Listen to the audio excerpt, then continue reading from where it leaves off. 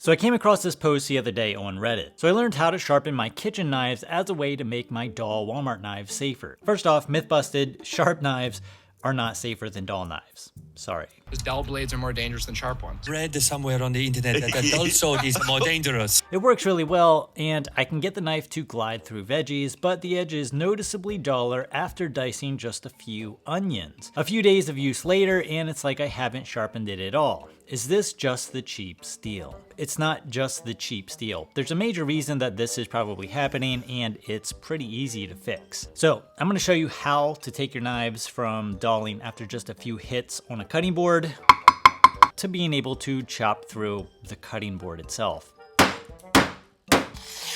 So I went out and bought a cheap $12 Walmart kitchen knife, which can also be found on Amazon, which I'll link below for reference. And while this knife does actually feel pretty good in hand, the steel quality and fake laser etched Damascus pattern isn't any better than a $1 knife from the dollar store. 49.5.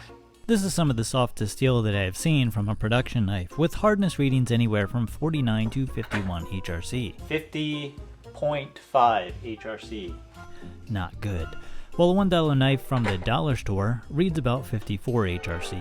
Oh, and that Damascus pattern is actually some sort of finish on the surface of the blade. It is not pattern welded steel or crucible steel for you purists. However, this poor steel quality and hardness actually isn't the main reason that this knife is going dull so quickly. You see, if we take a look at the factory edge under a microscope, we see something along the edge that wasn't properly removed from the factory. Which is this guy, right here, the burr. What is a burr, you may ask? A burr is a very small folded over piece of weakened steel that forms when two steel faces meet to form a very fine point. This happens during the sharpening process while using a stone, power belt grinder, or even a fixed angle system. This is just something that happens during the sharpening process. Now this burr in and of itself can actually be used to cut some things, and it can even be very sharp, allowing you to cut things like tomatoes and onions and other relatively soft things pretty well. However, because it's a pretty thin piece of steel, it doesn't hold up well to slamming into a cutting board or contacting other harder things, like bone for instance. So this is what the knife edge looks like from the factory. A nice big old burr along the apex. And after hitting a cutting board a handful of times, we can already see the burr start to deform. Essentially, this thin piece of steel that was the reason for our knife's initial sharpness is starting to fold over, leaving us with a dull knife. How do we solve this problem? Well, we need to remove any burr that forms during the sharpening process, and we can do this a couple of different ways. First off, always finish your sharpening process using light alternating passes. Now this applies to any sharpening method that you choose. The light alternating passes will work the burr back and forth, minimizing it and sometimes even completely removing it depending on the steel type and heat treatment of that particular knife. However, cheaper, softer steels like this one are typically going to be more difficult to remove that burr. These alternating passes will minimize the burr enough though, so that we can then move on to our final burr removal step. So when we resharpen this knife, we end up raising another microscopic burr. We then do light alternating passes on our last stone. This minimizes the burr as seen here. However, we still have some small burr remnants remaining, and we need to clean up and refine the apex for best sharpness and edge retention. Now, after some light alternating passes, the best way for burr removal is to use a strop. I found strops using about 6 micron diamond compound to be one of the best final burr removal tools and edge refinement tools. A handful of passes on a diamond strop most of the time will remove any remaining burr along the apex after those light alternating passes. And this gives us a nice strong point, or apex, rather than a thin, weakened piece of metal that easily folds over. We go from a thin, weakened piece of material to a much stronger apex. So when your edge does come into contact with a cutting board, that stronger apex can better withstand those impact forces.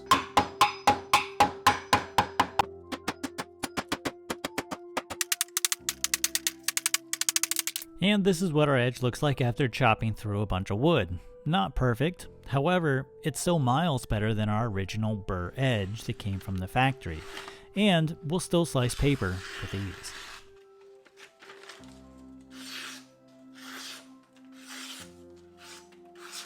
Now, another method for burr minimization is using a fine ceramic stone or rod for your light alternating passes.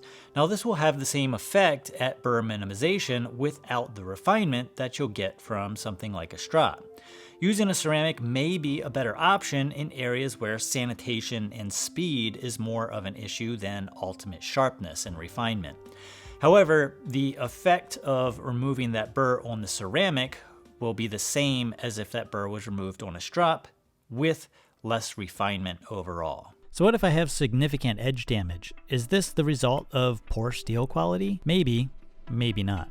Now, another area where you may be able to improve your cheap kitchen knife, or any knife for that matter, is through geometry.